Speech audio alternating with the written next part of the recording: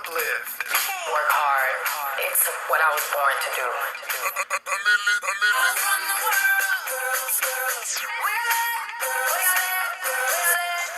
It's important for you to understand that your experience facing and overcoming adversity is actually one of your biggest advantages.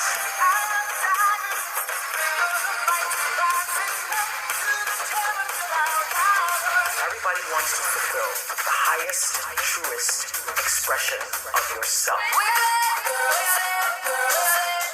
Shift and Uplift. Hey. Welcome abroad to the Shift and Uplift Podcast. I'm your host, the Jacques, and this is a space where we embrace the mess, we claim our power, and we remind ourselves that life storms don't define us. They elevate us. Here, we're all about laughing at the chaos, building confidence, and staying true to ourselves. Whether you're soaring or struggling, this is the place to feel seen, inspired, and ready to rise. So buckle up, passengers, because today we're going to dig deep into the power of confidence when the world feels like they are against you. Have you ever noticed when someone can't shake you on their own, they start recruiting others to join their cause? Oh, we're breaking that down today. We'll explore the psychology behind group hate and why people feel the need to team up. Most importantly, we'll discuss on how to stay unshaken when the noise starts to get a little loud. I'll share a quick story time that's as relatable as it can be, super eye-opening, plus some actionable tips to boost your confidence and protect your peace. By the end of this episode, you'll feel empowered to rise above all of the drama, embrace your light, and to keep thriving no matter who's watching. So grab your tea, your cup of joe, or just your favorite beverage and snacks. And if you're driving, be safe, but let's dive in. So imagine this. You're over here living your best life, right? Glowing, thriving, in love, just minding your own business. The business that you work hard for. You've worked hard to be where you are, and you're proud of it. Then, seemingly out of nowhere, someone decides to stir up the pot. They decide that your success, your joy, or simply your existence is just too much for them to handle. Now, instead of addressing their own insecurities, they make you their target. But it doesn't stop there. They start recruiting backup, friends, family, and even strangers because they can't handle Big Mama on their own. The thought of facing you alone, they have to run and tell everybody, right? Suddenly, it's not just one person. It's a whole crew trying to dim your light. But here's what they don't realize. Your glow doesn't come from them. It comes from within. And no matter how many people they recruit, their noise can't touch the confidence that you've built. Picture this. So what do? So when it starts to feel like the world is against you, what do? Do you crumble under the pressure? Do you dim your light to make them more comfortable? Abso-freaking-lutely not. Here's what I learned. Their hate isn't about you. It's about what you represent to them. Maybe it's your confidence, your joy, or your success. Whatever it is, it's shining a light on their insecurities. And instead of doing the work to heal themselves, they focus on you. But here's the kicker. The louder they get, the stronger you become. Because real confidence isn't dependent on outside validation. It's rooted in knowing who you are and what you bring to the table. Now, why do people really team up against people? Most importantly, why do they team up against you? Let's get to the heart of the matter. Why do people feel the need to rally with others when they got a problem with you? Why isn't their one-sided dislike enough? It all boils down to a mixture of psychology, insecurity, and a little bit of human nature. Insecurity loves company. When someone feels inadequate, your success, your confidence, or your glow acts like a magnifying glass on their insecurities. Instead of using that discomfort as a fuel for their growth, they seek validation. And where do they find it? In numbers. Misery loves company. And because it feels safer to hate together than to hate alone, it's not just you versus them. It's you versus their collective insecurity. Think about it. Have you ever noticed how people who are deeply unhappy often surround themselves with other unhappy people? That's because negativity feels less lonely when it's shared. So when they see you thriving, instead of clapping, they form a hate group or a pity party that's all about tearing you down. Now, when it comes to in-group versus out-group mentality, let's just take a second on this. Humans, we're wired for survival. And back in the day, forming groups was how we stayed safe. Fast forward to today, and that same us versus them instinct is still running the show. Instinct is still running the show. Except now it shows up as cliques, gossip groups, and collective negativity. Here's how it works. By labeling you as the other, they create a sense of unity within their group. They're no longer just individuals with insecurity. They're a part of the team, a team. And by being a part of a team, even a toxic one, it kind of makes them feel powerful. But here's the truth that they don't want to admit. Their group only exists in this very moment, and they have so much in common because of you.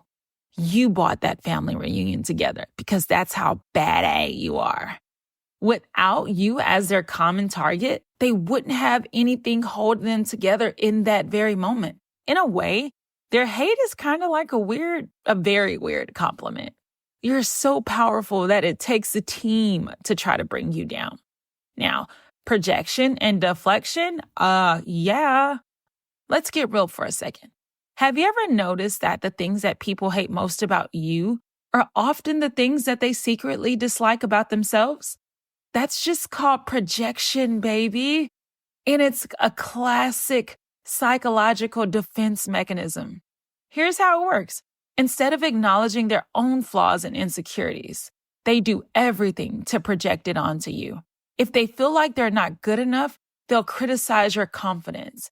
If they're struggling to find purpose, they'll downplay your success. If someone likes you or loves you or adores you, they're just going to say you're not that important. Because why? They wish that they had what you had.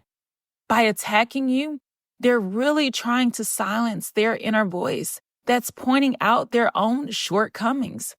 And then there's deflection. They know that they got a ton of work to do on themselves. But instead of facing it, let's just focus on you. Why? Because it's easier. It's easier to point the fingers at you than to look themselves in the mirror. What can I do to grow? When fans turn to haters, this is what you call the classic flip side of admiration. Now let's take it a step further. Sometimes the people who team up against you aren't strangers. Sometimes it's family, sometimes it's friends, ex-friends, and sometimes it's ex-fans, people who used to admire you. They've gone from fans to haters, and that shift is often the most painful if you care. If you're like me, you're flattered. Like, oh, girl, thank you. You don't like me. You still love me. I'm going to keep hearting our memories as they pop up, right? Because they are not going to see you sweat. Now, when admiration turns to hate, here's the tea. Admiration and jealousy live right next door to each other. Yep, they're neighbors. When someone admires you, they see qualities in you that they wish they had. But if they don't believe that they can achieve those same qualities, that admiration turns sour. So instead of saying, wow, she inspires me, they start thinking, why does she get to have that? That's not fair. You're messing up my thing, or you're taking food out my mouth. And just like that, they become a hater. The admiration flips into resentment. Hello, hater. Bye, hater. The power of disappointment. Sometimes the shift happened because of a perceived betrayal. Maybe you set a boundary they didn't like. And maybe you took something from them that they wanted so bad. Maybe you changed, maybe you grew, maybe you evolved in ways that they just wasn't ready, or ways that they could never, because they are not you. They're mad, not because you did anything wrong, but because you do not fit into the box that they put themselves in, and you do not fit into the box that they put you in. You are so much more and worthy than everything that they can imagine being. Knowing that it's really not a competition and you win hands down, it sucks. No one wants to hear that you lost before the battle even started. So groupthink and the spiral of hate. So once someone decides they don't like you anymore, they often recruit others to their side. Again, it's not enough for them to dislike you. They need others to validate their feelings. And here's why groupthink comes in. Groupthink is a psychological phenomenon where people in a group, they reinforce each other's beliefs. And even if those beliefs are crazy and irrational. So one person's petty grudge becomes a full-blown campaign to tear you down. I call it the I Hate Jock campaign. Because no one in the group is brave enough to say, hey, maybe we're overreacting. Maybe she's not to blame. Maybe we should blame the other party. Or maybe the person didn't owe you no loyalty, so why are we even hating her? Who wants to say that, right? So how do you rise above all of this? Now that we've broken down why people team up against you, let's talk about what you can do about it. You remember, it's not about you. Their behavior is a reflection of their insecurities, not your worth. Don't take their actions personal. They're battling their own demons. Now, remember, silence is golden. You don't have to defend yourself against every rumor, every comment, or every piece of gossip. That's madness. Sometimes the best response is no response. Let your parties, your team, your pilots, let your success speak for itself. The people who love you, and they're going to fight your battles, whether you want them to or not. Stay quiet. Number 3, child, don't dim your light. When people try to tear you down, it's so tempting to shrink yourself to make them more comfortable. Don't do it. Your light is meant to shine, and it's meant to be seen. And their discomfort is not your responsibility. Number 4, focus on your circle. Here, I call it my pilots. The people that's flying my plane are the people who I genuinely trust and I genuinely care about. I have a pilot and then you have a co-pilot, right? And those people are so amazing to me and so kind and so gentle and so respectful to me. I can have a blindfold and I trust my pilots to do the right thing and to get me to my destination because of the relationship that we built. Now, when it comes to your circle, this is how I feel. Not everyone deserves access to you, but those that do and have access to you, they've earned their spot.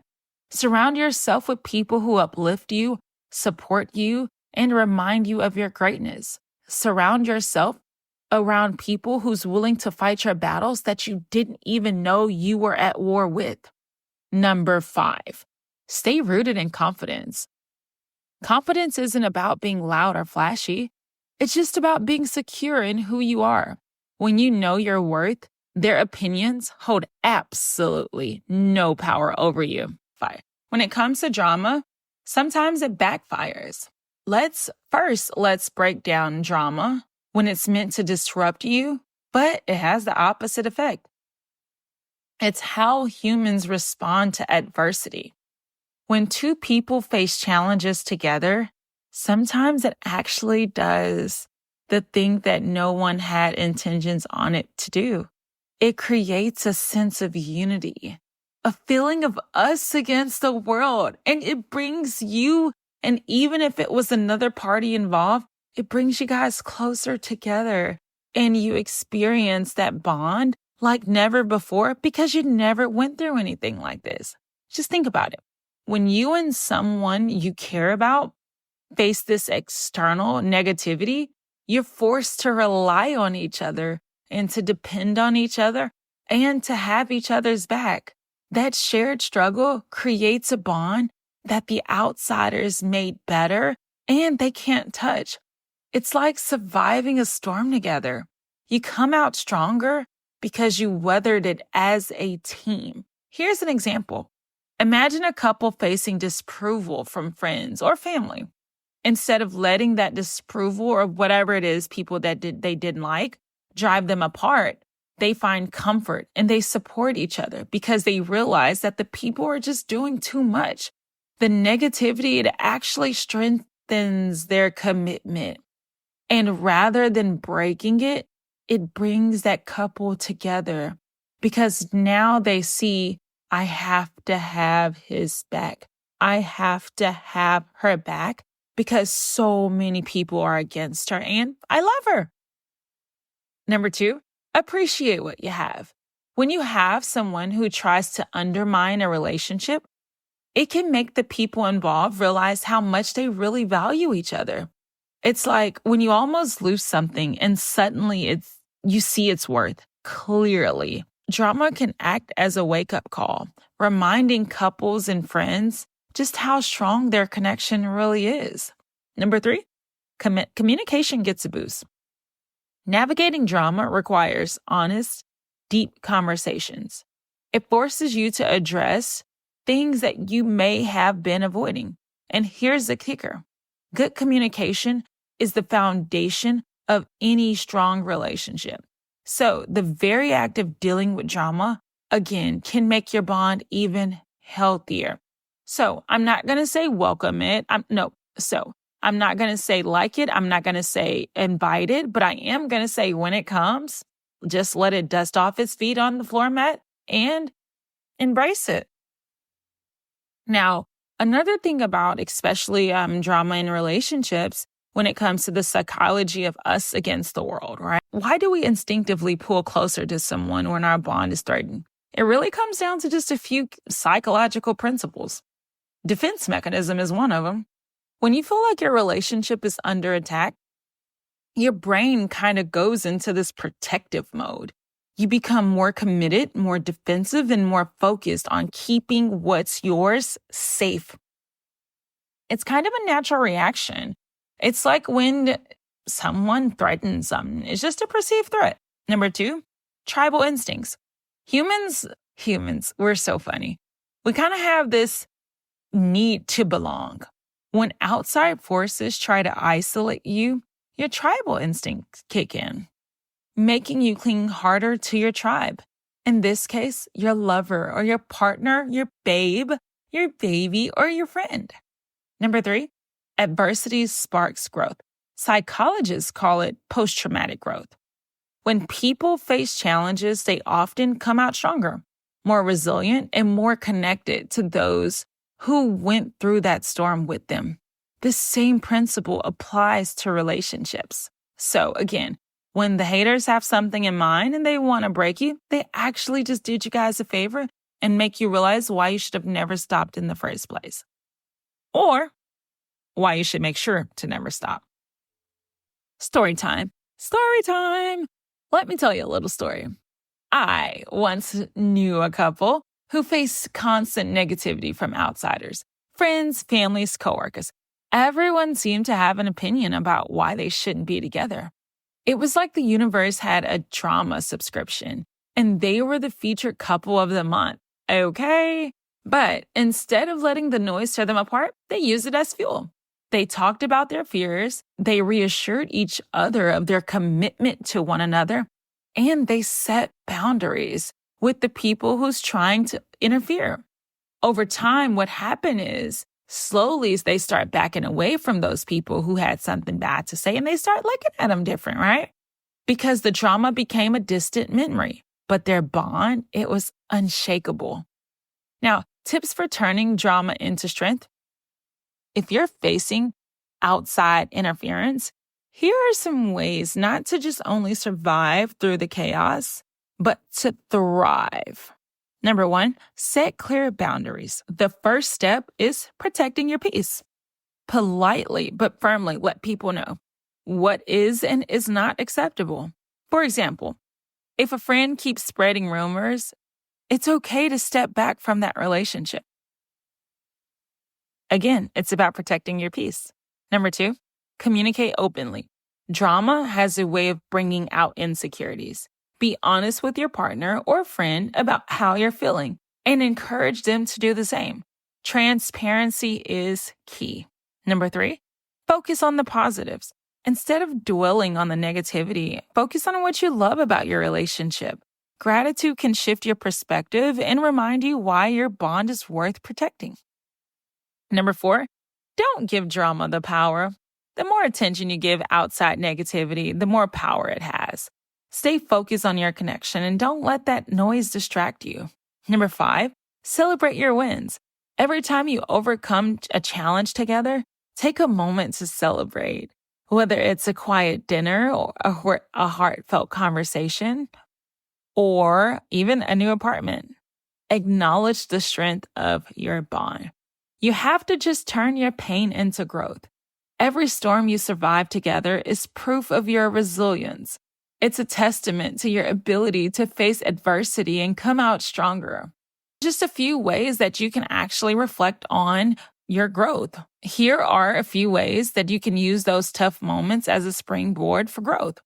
You just got to reflect on what you learned and ask yourselves, what did this experience teach us about our relationship? How did it make us stronger? Reflection turns pain into wisdom. Number 2, reinforce your foundation. Use the lessons you've learned that strengthen your bond to make you guys better. Maybe it's improving communication or setting better boundaries. Whatever it is, just let your experience guide you forward. And find the silver lining. Even in the messiest of the situations, there's usually something positive to take away. Maybe the drama showed you who your real friends are. Maybe it showed you to trust your instinct. Or even maybe it made you love your partner or partners even more. Long-term relationships or loyalty is something that not everyone would genuinely understand. People often underestimate the power of history, be it 2 years or 17 years. When a bond has forged over time through the ups, the downs, and everything in between, it becomes nearly impossible for outsiders to break, especially if you have showed your partner and your people involved in your circle the value that you bring. If you have been consistent throughout the entire time, they know who you are. There's so much strength in shared history. Long-term relationships, they have that deep depth that drama just can't touch. They share experiences, inside jokes, living room dances, and just a mutual understanding that y'all foundation is unshakable. You just have to keep choosing each other over and over. After all, strong bonds are not about being perfect. They're about choosing each other time and time again. When the outsiders try to disrupt that, they usually are met with a united front. So, when it's all said and done, let the drama strengthen you. Here's the truth, passengers. Drama only has as much as power as you give it. When you face it together with love and honesty and resilience, it becomes another chapter in your story. So the next time someone tries to sow seeds or doubt or even create chaos, let it be their wasted effort and your moment of growth. Keep loving, keep communicating, and keep choosing each other. Because at the end of the day, what's real cannot be broken. Thank you so much for tuning in to the Shift and Uplift podcast. If this episode resonated with you, share it, subscribe it, and leave a great review. And don't forget to follow me on Instagram and social media for more uplifting content. The Instagram is Shift and Uplift, and the Instagram for my personal account is the Jacques Allen. You'll see it in the bio. Keep thriving, passengers. And remember, every storm that you survive, it only makes you stronger. Work hard.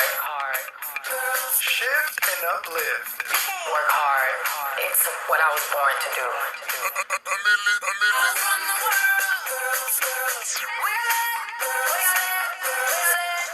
It's important for you to understand that your experience facing and overcoming adversity is actually one of your biggest advantages.